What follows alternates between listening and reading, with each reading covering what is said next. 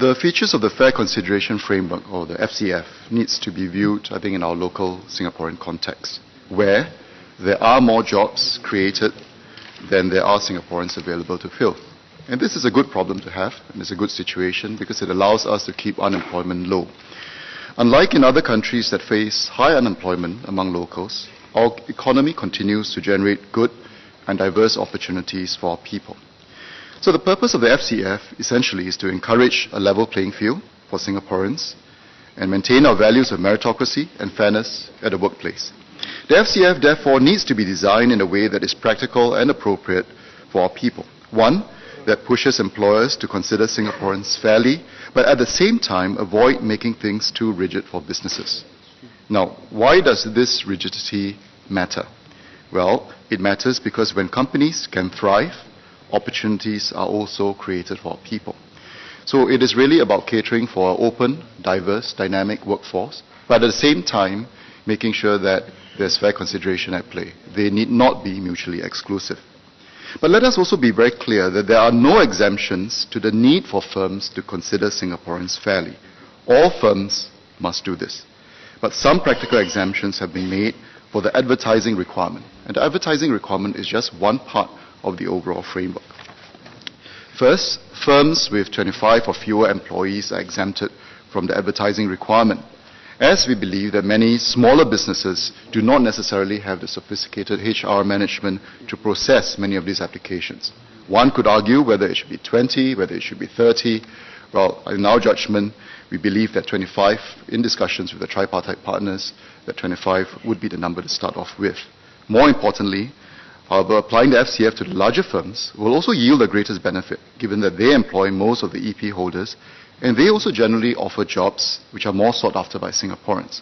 In percentage terms, as highlighted in the FAQs when we release the information on FCF, 25 or fewer employees for firms such as these contend for about 25% of all EPs. So essentially, for those larger than 25 and above employees, they cater for about 75% of all EP holders. Secondly, jobs paying a salary of $12,000 and above a month are also exempted from advertising requirement. Well, this is essentially because open advertising for jobs such as these are usually done in a different manner. And furthermore, such jobs cover only 5% of the local workforce, meaning that the vast majority of jobs would be covered by the advertising requirement. Third, we have not applied the advertising requirement for rank and file jobs because there are other tools such as levies and dependency ratio ceilings which will spur firms to search for suitable Singaporeans before applying for S-Pass or work permit. Nonetheless, I think we will monitor the implementation of the FCF closely and make adjustments to the exemption framework as necessary. While there are some exemptions to the advertising requirement, let me again reiterate that there are no exemptions to the need for firms to consider Singaporeans fairly.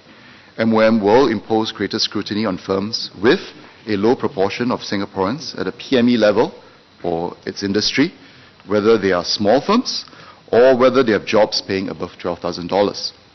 The requirements for small firms, of which a number of 25 is put forward, and jobs paying above $12,000 apply only to one portion, which is the advertising requirement.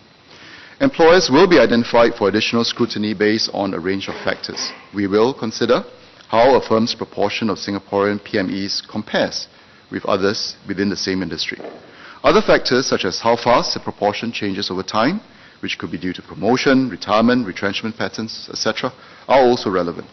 We are not expecting each firm to work towards a target percentage of Singaporean PMEs in its workforce, given that it actually varies across industries, and within each particular sector, there will also be variations depending on what areas of business they are in. And even within a firm, there are different skill sets in terms of applicability to the local workforce. What is important is that the firm has fair and meritocratic hiring practices that consider Singaporeans fairly, and at the MOM side, we will have our internal triggers to home in and scrutinize these companies accordingly. So firms will also be flagged out if there are repeated complaints of unfair HR practices, whether it's for hiring, whether it's for promotion, retirement, or retrenchment. Such firms will be subjected to additional scrutiny in their work pass applications, and those which are found to have poor employment practices may have their work pass privileges curtailed. In addition, for unfair dismissal cases, we have the Employment Act to protect employees who feel that they have been treated unfairly. So in conclusion, I would stress that the FCF is not just about the advertising requirement. It is also about MOM playing a much more active role to engage firms that do not seem to be doing enough to hire and develop Singaporean PMEs. However, while the FCF signals acceptable norms in HR practices, it is also important for us to understand that it is not the intent, nor is it desirable for us to ensure that every single PME jobs will go to Singaporeans. I think we do need to make sure that the economy remains competitive, and that's probably the best way to look after the interests of all Singaporeans. Employers are best placed to decide which candidates can do the job. What MOM will do is to signal these expectations quite strongly and clearly, and importantly to monitor the firm's HR practices closely to minimize instances of unfair practices.